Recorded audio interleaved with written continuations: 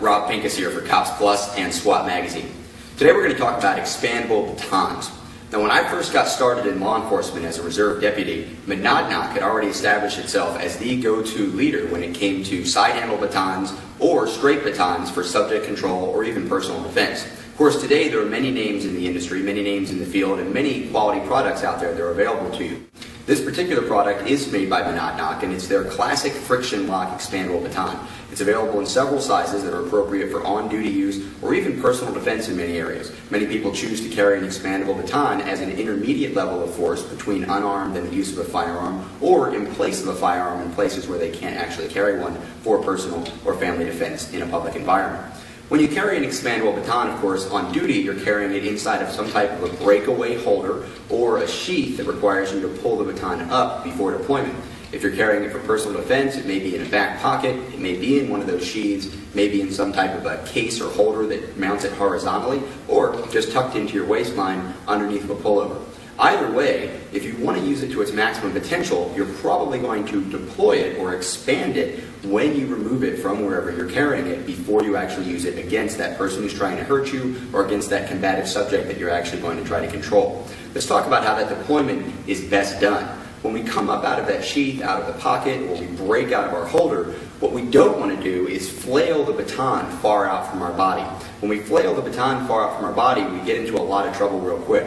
First and foremost, we might not actually get the baton fully expanded the way that we want to because of objects in our environment. Very rarely are we just standing in the middle of an open parking lot with no one else around us, no vehicles, no people, and of course the combative subject himself, who may be coming on top of us as we deploy the stick in that environment, could foul the draw, could foul the deployment or the expansion of that baton and keep us from being able to use it the way that we actually intend to and the way that we train to use it.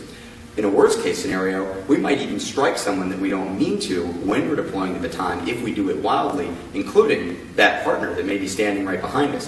If we think of that bag as a potential partner, when I deploy this baton, if I were to flail it out as I expand it, I could actually strike the person behind me who's supposed to be helping me as I'm thinking about getting ready to defend myself from this person here who's actually much closer when I flail this baton wildly. Now I've got to close. Let's take a look at how we would actually like to deploy the expandable baton whenever possible.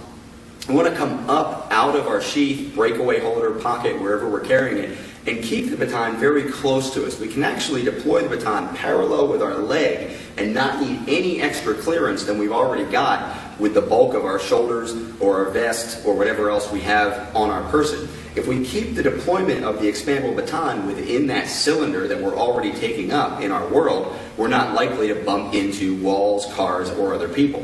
So when I come up, I'm simply going to rotate my wrist quickly and snap in a downward motion and expand the baton right here next to my leg as parallel with my leg as possible.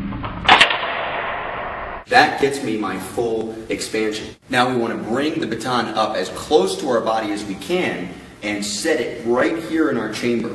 The chamber, the ready area, keeps the base of the baton very close to our shoulder. What this allows us to do is actually use this as a shield now, putting the baton up in front of us, holding it canted off to the side so that it will deflect any close coming attack. It allows us to quickly sweep it in front of us to block an attack coming from another side, or of course it allows us to be prepared to strike as efficiently as possible. And when we think about striking with the baton, of course, we're not thinking about striking to the head, which could be lethal. We're thinking about striking to the upper arms, to the front of the arms, to the hands if someone's trying to hurt us or they have some type of a tool that we're trying to disable their ability to use, or possibly striking down low to the legs, again to disable, to cause distraction so that we can then take control of that subject or escape in a personal defense situation. Possibly also using this as an intermediate gap to go to another type of defensive tool such as a taser or maybe even a firearm if we are in this situation we realize that our threat is actually lethal.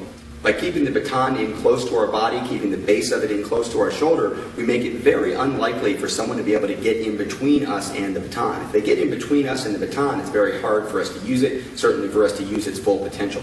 So we want to keep it in very close. And what this is going to allow us to do then is to generate power from our hips and arm extension and shoulder rotation so that as we come around, we can come around and generate a lot of force and a lot of speed at the end of the baton without needing to come way back here. If I come way back here, it gives this person much more time to realize what's going to happen, gives them the opportunity to interfere with this swing, block my arm, block the movement of the stick, or even come in and hurt me before I get to put this out in front of me as some type of shield.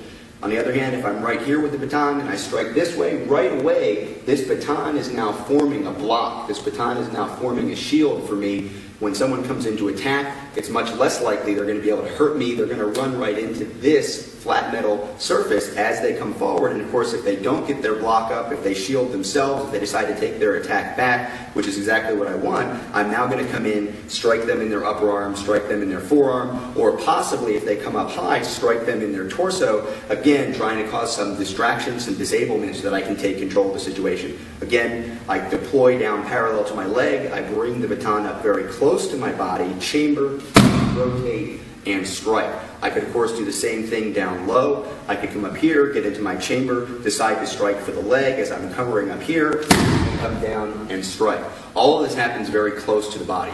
When you use a baton to control a combative subject, you don't want to flail out wide and let them interrupt it.